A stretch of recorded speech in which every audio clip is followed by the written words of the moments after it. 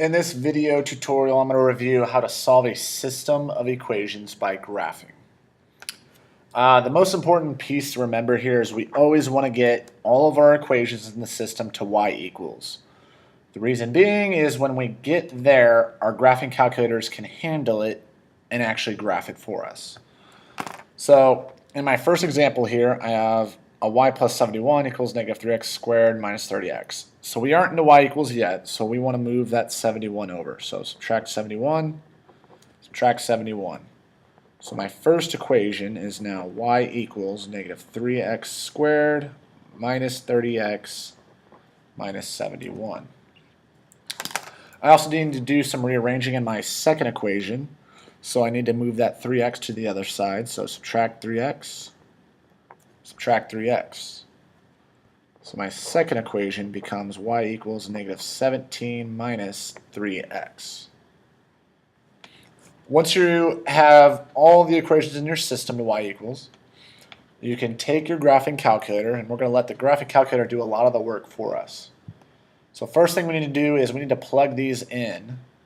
Best way to do that is your graphic calculator has this button top left, it says y equals. You hit that. Now for the sake of this video, I already plugged in our two equations, so you don't have to wait for me to type those in. Once you have them both typed in and you're ready to graph, hit the graph button. Now what we're looking for with a system of equations, and we're solving by graphing, is we're looking for where they intersect. So this parabola opening down, that's equation 1, and this line coming through, that's equation 2.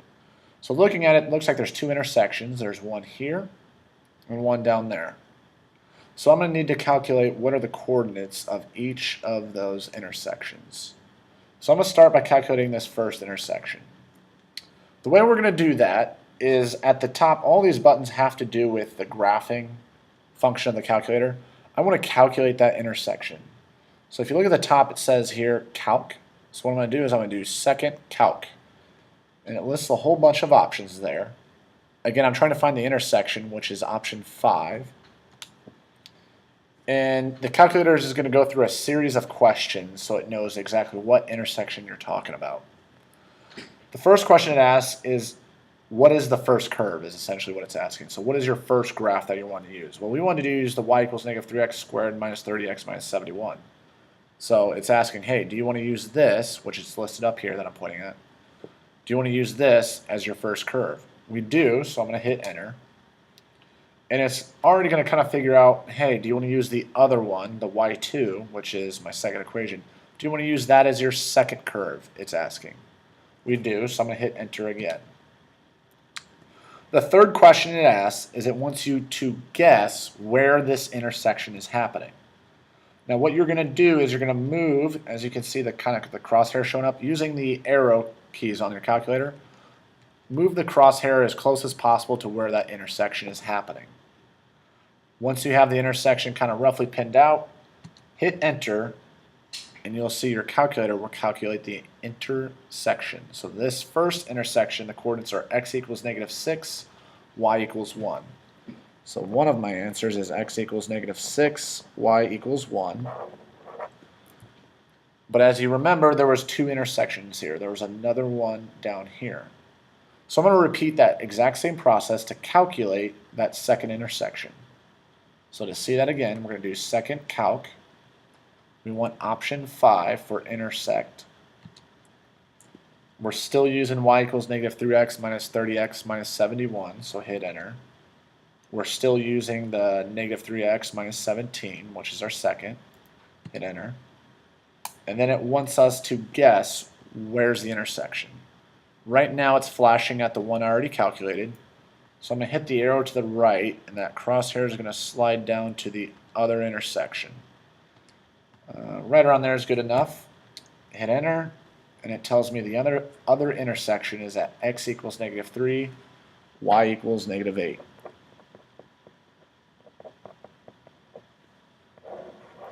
So this system here had two solutions, both of them calculated using a calculator.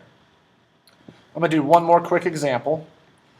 So I have negative y equals negative 1/3 x minus 2, and that's my other system. This one is already into y equals, so that's perfect. We can type that in just like that. This first one, we have this negative with the y. We do not want that. So what I'm going to do is I'm going to multiply by negative 1. If I multiply the left side by negative 1, I got to multiply the entire right side by negative 1. The reason that works for us is a negative times a negative gives us a positive y. And I'm going to take that negative 1 and distribute through that entire parentheses. So a negative 1 times a negative 1/3 is positive 1/3 x. Negative 1 times negative 2 is positive 2.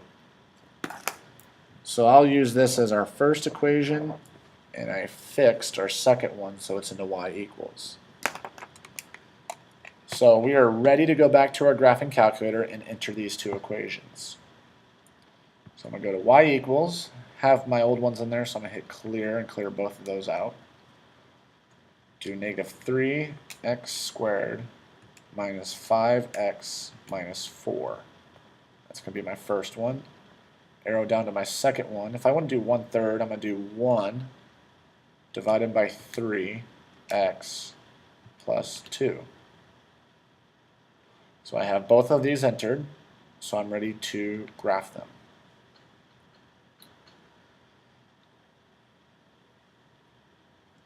So my first equation is this parabola here.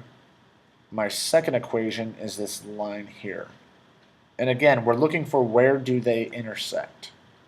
So quickly looking at this, these two equations do not intersect. It will never touch it.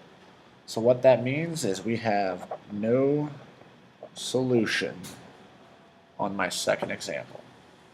Again, that was solving a system of equations by graphing.